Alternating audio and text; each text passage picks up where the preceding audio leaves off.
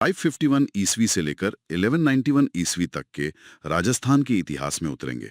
जहां हमारा पूरा फोकस दो सबसे प्रभावशाली साम्राज्यों पर रहेगा, गुर्जर प्रतिहार वंश और चौहान वंश। हाँ, लेकिन सबसे दिलचस्प बात यह है कि आज हमारे पास जो स्रोत है ना, वे किसी उबाऊ अकादमिक किताब की तरह नहीं है। बिल्कुल नहीं। वो तो एक तरह से किसी स्मार्ट जासूस की डायरी जैसे हैं। एकदम सही। आधुनिक शिक्षा प्रणाली के शॉर्टकट्स या गुरु मंत्र, जिन्हें छात्रों ने इन जटिल ऐतिहासिक घटनाओं को रटने के लिए बनाया है। ये अपने आप में एक बहुत ही रोचक चीज है। मतलब हम इतने विशाल इतिहास को, जिसमें लाखों लोगों की जिंदगियां शामिल हैं, चंद कैची लाइंस में सिकोड़ देते हैं। बिल्कुल। तो हमारा आज का मिशन सिर्फ इन गुरु मंत्रों को रटना नहीं है। हम इन सुरागों के पीछे छिपे असली इतिहास को डिकोड करेंगे। हाँ, हम समझेंगे कि इन साम्राज्यों की नींव के पीछे असली तंत्र क्या था। तो चलिए इतिहास की जड़ों से ही शुरू करते हैं। जब हम गुर्जर प्रतिहार वंश के उदय की बात करते हैं तो स्रोतों में हरिश्चंद्र का नाम आता है। हाँ, जिसने इस वंश का बीज बोया था। लेकिन असली संस्थापक या रियल फाउंडर का दर्जा नागभट्ट प्रथम को दिया गया है। ऐसा क्यों? देखो, हरिश्चंद्र और नागभट्ट प्रथम के बीच का अंतर समझना बहुत जरूरी है।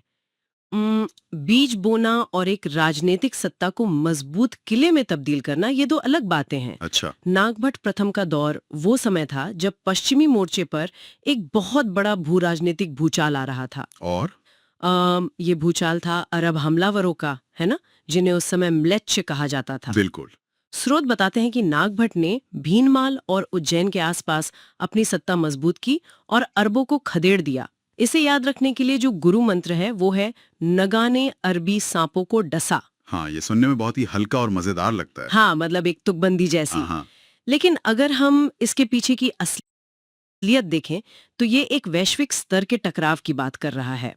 8वीं शताब्दी के दौरान अरब साम्राज्य अपने चरम पर था। उनका विस्तार बहुत आक्रामक था ना। एक घुड़सवार सेना थी, तो नागभट्ट द्वारा उन्हें रोकना कोई छोटी मोटी झड़प नहीं थी। अरे वाह।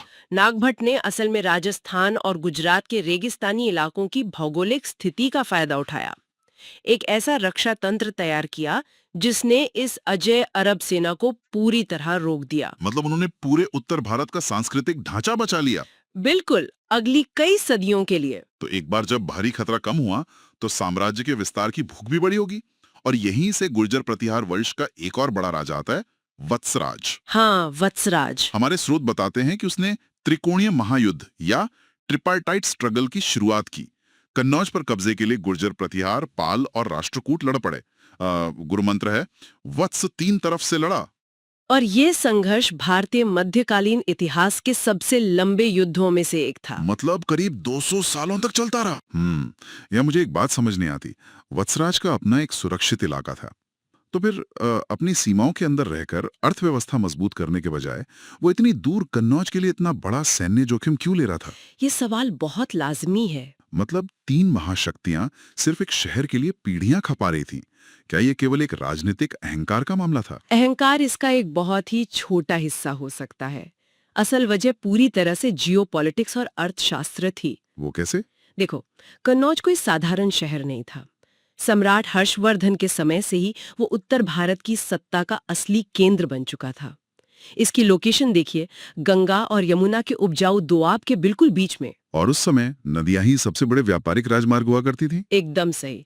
तो कन्नौज पर नियंत्रण का सीधा मतलब था कृषि से आने वाला असीमित राजस्व और व्यापारिक मार्गों पर मोनोपोली। अच्छा, मतलब जो कन्नौज जीता वो मालामाल। हाँ, और उससे भी बड़ी बात, जो कन्नौज के सिंहासन पर बैठता था उसे पूरे उत्तर भारत का चक्रवर्ती सम्राट मान लिया जाता था।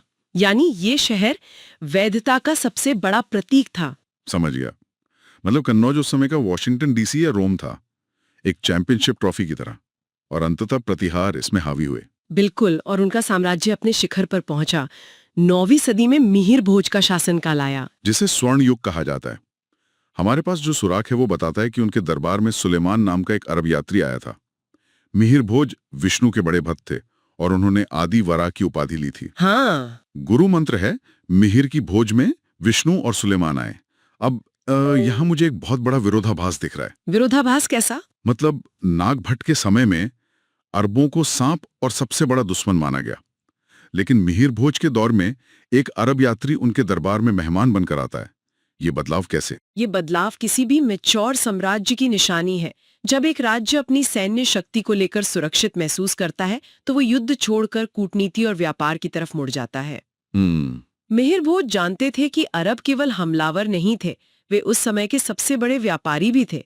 घोड़ों से लेकर मसालों तक इंटरनेशनल ट्रेड उनके बिना संभव नहीं था। तो सुलेमान का आना ये दिखाता है कि प्रतिहार अब एक ग्लोबल इकोनॉमी का हिस्सा बन रहे थे। बिल्कुल सही। और ये आदि वराह की उपाधि का क्या मतलब था? भगवान विष्णु का वराह अवतार तो वो है जिसने पृथ्वी को पानी से निकाला था। ये उस समय का सबसे बेहतरीन पॉलिटिकल पीआर था। PR stunt. हाँ, वराह अवतार रक्षक का प्रतीक है। मिहिर भोज अपनी प्रजा को ये संदेश दे रहे थे कि जिस तरह भगवान ने पृथ्वी को अराजकता से बचाया, वैसे ही प्रतिहारों ने उत्तर भारत को स्थिरता दी है। अरे वाह, एक राजा को भगवान के स्तर पर खड़ा करने की चाल। सोची समझी रणनीति थी ये। लेकिन पीआर किसी साम्राज्य को हमेशा नहीं बचा सकता। हम 1018 ईस्वी में आ जाते हैं। ये बहुत दुखद अध्याय है। महमूद गजनवी का हमला। हाँ, जब क्रूर गजनवी ने कन्नौज पर हमला किया तो राजा राज्यपाल युद्ध लड़ने के बजाय प्रजा को छोड़कर भाग गया। गुरु मंत्र भी मजाक उड़ाता है, राज्य छोड़ के भाग गया राज्यपाल। ये सिर्फ एक राजा की कायरता नहीं थी, ये पूरी व्यवस्था के पतन का दस्तावेज है। मुझे यही समझना है, मिहिर भोज के समय का वो अजय साम्राज्य अचानक इतना खोखला कैसे हो गया? क्या गजनवी की सेना इतनी खतरनाक थी या साम्राज्य अंदर से सड़ चुका था? गजनवी यकीनन एक कुशल रणनीतिकार था, लेकिन कोई भी बड़ा साम्राज्य केवल बाहरी चोट से नहीं गिरता। 11वीं सदी तक आते आते प्रतिहारों का ढांचा चरमरा चुका था। उनके सामंत ताकतवर हो गए थे क्या? एकदम सही पकड़ा। चंदेल और परमार जैसे सामंत इतने ताकतवर हो चुके थे कि वे खुद को आजाद समझने लगे थे। खजाना खाली हो रहा था। तो राजा के पास खड़ी सेना नहीं बची होगी। हाँ, और राज्यपाल का भागना उस सोशल कॉन्ट्रैक्ट का टूटना था जहां राजा प्रजा से टैक्स इस वादे पर लेता है कि वो उनकी रक्षा करेगा। जब रक्षा ही नहीं बची तो साम्राज्य का पतन निश्चित था। और सत्ता का शून्य कभी खाली नहीं रहता। प्रतिहारों के पतन से जो जगह खाली हुई उसे एक नए वंश ने भरा, चौहान वंश। यहां से हमारी जासूसी एक नई दिशा में मुड़ती है। चौहानों का उदय इस बात का बेहतरीन उदाहरण है कि कैसे एक स्थानीय सामंत सत्ता के शिखर तक पहुंचता है। स्रोतों में हमारे पास बिजौलिया शिलालेख का एक बहुत अहम सुराग है। 551 ईस्वी में वासुदेव चौहान ने इस वंश की नींव रखी। हाँ, लेकिन सबसे हैरान करने वाली बात यह है कि इस नींव के साथ किसी बड़े किले का नाम नहीं, बल्कि एक झील का नाम जुड़ा है। खारे पानी की सांभर झील। बिल्कुल। स्रोत का मजेदार गुरु मंत्र है, वासु ने 551 बार सांभर खाया। अब मेरी उत्सुकता बढ़ रही है। सत्ता का केंद्र तलवारें होनी चाहिए। ये कहानी एक नमक की झील से क्यों शुरू हो रही है? क्योंकि उस जमाने में नमक केवल खाने की चीज नहीं था, वो शक्ति का एक बहुत बड़ा स्रोत था। कैसे? सोचिए, उस समय फ्रिज तो होते नहीं थे। मांस और खाने को लंबे समय तक सुरक्षित रखने का एकमात्र तरीका नमक ही था। चमड़ा उद्योग में भी इसकी बहुत जरूरत थी। अरे हाँ, मतलब उस दौर में नमक की तुलना आज के कच्चे तेल या पेट्रोल से कर सकते हैं। 100%।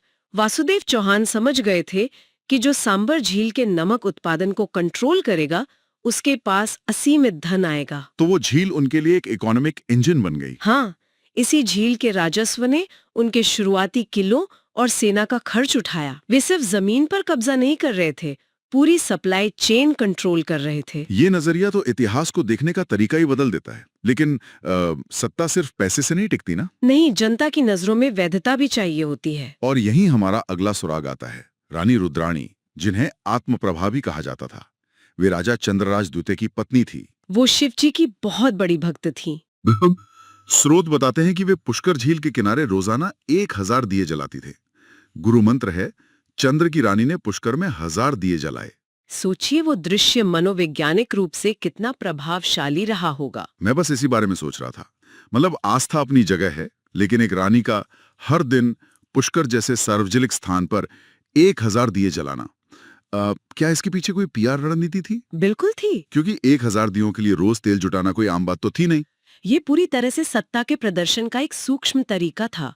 जब आम जनता और व्यापारी रोज उन दियों को देखते होंगे तो उन्हें दो बातें समझ आती होंगी। क्या? पहला कि चौहान शासकों पर देवताओं का सीधा आशीर्वाद है, और दूसरा आर्थिक संपन्नता। मतलब शाही खजाना भरा हुआ है। हाँ, ये जनता को मौन संदेश था कि साम्राज्य स्थिर है, यहाँ विद्रोह करने का कोई मतलब नहीं है, क्योंकि शासकों को ईश्वर और पैसा दोनों का समर्थन प्राप्त है। गजब का पीआर स्टंट था ये।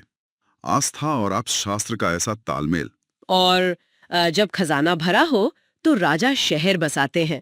1113 ईस्वी में अजयराज द्वितीय ने यही किया। भीतली पहाड़ी पर तारागढ़ का किला बनवाया। हाँ, और अजमेर बसाया। गुरु मंत्र बड़ा ही गणितीय है, ए से अजमेर, ए से अजय, 1113।